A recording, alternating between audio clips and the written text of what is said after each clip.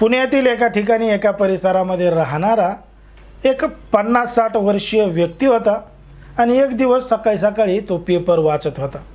मग पेपर वाचत असताना पेपरवर ज्या छोट्या छोट्या जाहिराती असतात त्यामध्ये एक जाहिरात दिसली की एका तरुणीला लग्नासाठी नवरदेव पाहिजे, वयाची काहीही अट नाही, फक्त श्रीमंत पाहिजे, चांगल्या घरचा पाहिजे असे त्या त्यामध्ये पेपरमधल्या जाहिरातीमध्ये लिहिलेलं होतं। मग आता ती जाहिरात या 60-50 वर्षाच्या व्यक्तीनं पाहिल्यानंतर पेपरमधल्या त्या जाहिरातीवर त्या व्यक्तीनं फोन केला आणि फोन केल्यानंतर समोरून सुंदर एक असा आवाज आला। कोण बोलतंय, काय बोलतंय असं जेव्हा पुरुषांना विचारलं तेव्हा समोरच्या महिलेनं ममता नाव असल्याचं सांगितलं। या पुरुषांना स्वतःचं नाव सांगितलं आणि या दोघा जणांचं बोलणं चालणं मोठ्या प्रमाणात सुरू झालं। आता तरुणी काय करते काय नाही हे पुरुषांना विचारलं, पुरुष काय करतो काय नाही, किती जण आहेत हे सगळं त्या तरुणीनं विचारलं। मग आता तरुणीच्या लक्षात आलं की हा पुरुष एकटा आहे, पैशावाला आहे, सगळं काही सुरळीतपणानं होईल म्हणून त्या तरुणीनं या पुरुषासोबत संबंध ठेवायला सुरुवात केली, म्हणजे फोनवर बोलणं चालणं सुरू ठेवलं। एक दिवस तरुणी कोल्हापूरला गेली आणि कोल्हापूरला गेल्यानंतर तिनं सांगितलं की तिला अचानक पैशाची गरज आहे आणि तिला पैसे मोठ्या प्रमाणात लागतात कारण की तिला दवाखान्याचं काम आहे। मग आता या पुरुषाला ती तरुणी एवढी आवडली होती की यांना कुठलाही मागचा पुढचा विचार न करता दवाखान्याचं काम आहे म्हणून ती म्हणते तेवढे पैसे त्या तरुणीला पाठवले। पण मात्र त्या तरुणीला जेव्हा जेव्हा पैसे लागत होते तेव्हा ती या पुरुषाला पैसे मागत होती आणि हा पुरुष त्या तरुणीला पैसेसुद्धा देत होता। आणि जेव्हा पैशाचा विषय आला की ती तरुणी म्हणायची मी पुण्याला आले की तुमचे पैसे देऊन टाकते आणि तुमच्यासोबत सगळं काही मन मोकळेपणानं करते। पण मात्र हा प्रकार वारंवार घडत असल्यामुळं एक दिवस घडलं होतं एक धक्कादायक घटना। नेमकं काय आहे संपूर्ण प्रकरण, कुठं घडली आहे घटना हे आपलं अगदी सविस्तरपणे बघायचं आहे। पण जर तुम्ही अजूनही आपलं चॅनल सबस्क्राईब केलं नसेल तर लगेचच करून घ्या आणि बाजूला असणाऱ्या बेल नोटिफिकेशनला सुद्धा ऑन करायला विसरू नका।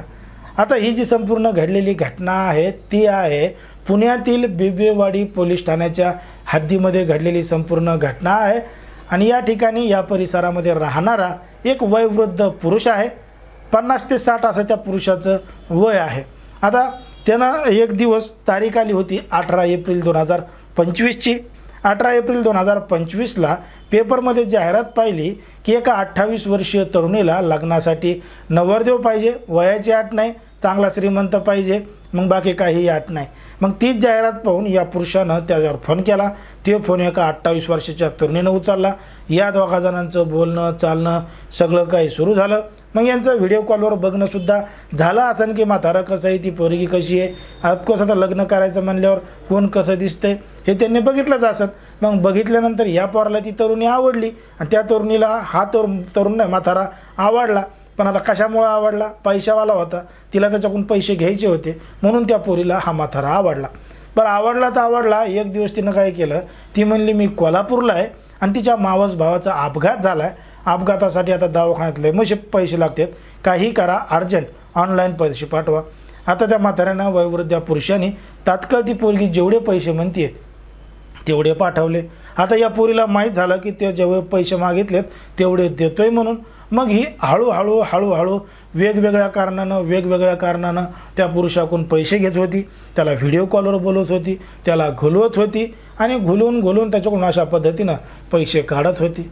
पण मात्र आता तिला आतापर्यंत त्या पुरुषानं 11 लाख रुपये आणि 47,000 रुपये दिले, 11,47,000 रुपये दिले। तेव्हा त्या पुरुषाचं डोकं ठिकाण्यावर आलं, त्याला वाटलं आपण एवढी मोठी रक्कम त्या तरुणीला दिली, त्या पोरीला दिली, ते अजून जवळ आले नाही, प्रत्यक्ष भेटले नाही, काय नाही, फक्त आज उद्या म्हणते, पुण्यामध्ये आल्यावर पैसे देते असं म्हणते पण काही भेटतच नाही। आता आपली फसवणूक झाली आहे, 11,47,000 रुपये बुडालेत असं त्या पुरुषाला वाटलं।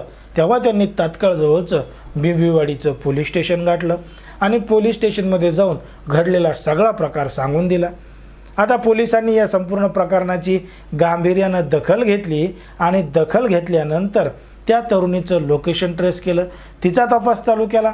तपास चालू केल्यानंतर समजलं की ती जी 28 वर्षीय तरुणी आहे ममता नावाचं, म्हणजे तिनं जी ममता नाव सांगितलं होतं त्या तरुणीचं लोकेशन नागपूरमध्ये सापडलेलं आहे आणि नागपूरमधल्या एका परिसरामधल्या कॉलनीमध्ये ती तरुणी राहत आहे। मग पोलिसांचं एक पथक थेट पुण्यावरून नागपूरला गेलं, त्या तरुणीला ताब्यात घेतलं। जेव्हा त्या तरुणीला ताब्यात घेतलं तेव्हा त्या तरुणीकडं बरेच मोबाईल सापडले, म्हणजे 3 मोबाईल त्या तरुणीकडं सापडले, काही सिम कार्ड सापडले आणि ती जी घेतलेली रक्कम होती ती रक्कमसुद्धा त्या तरुणीकडं सापडले। पोलिसांनी त्या तरुणीला ताब्यात घेतलं, अटक केली, अटक करून पुण्यात आणलं आणि पुढील कारवाई त्या ठिकाणी सुरू होती। पण मात्र काही दिवसानंतर त्या तरुणीला त्या ठिकाणी जामीनसुद्धा मिळालेला आहे अशी माहिती समोर आलेली आहे। पण मात्र ज्या पद्धतीनं सध्या फसवणुकीचे प्रकार वाढलेले आहेत आणि ज्या पद्धतीनं घटना घडत आहेत त्याच्यावर तुम्हाला काय वाटतं हे अगदी स्पष्टपणे कमेंटमध्ये सांगा। कारण की कोणाच्याही भावना दुखवणं, कोणाचंही मन दुखवणं हा आपला उद्देश नाही। ज्या पद्धतीनं समाजामध्ये घडतंय, मीडियामध्ये दिसतंय त्याच सांगण्याचं काम आपण या ठिकाणी करत असतो।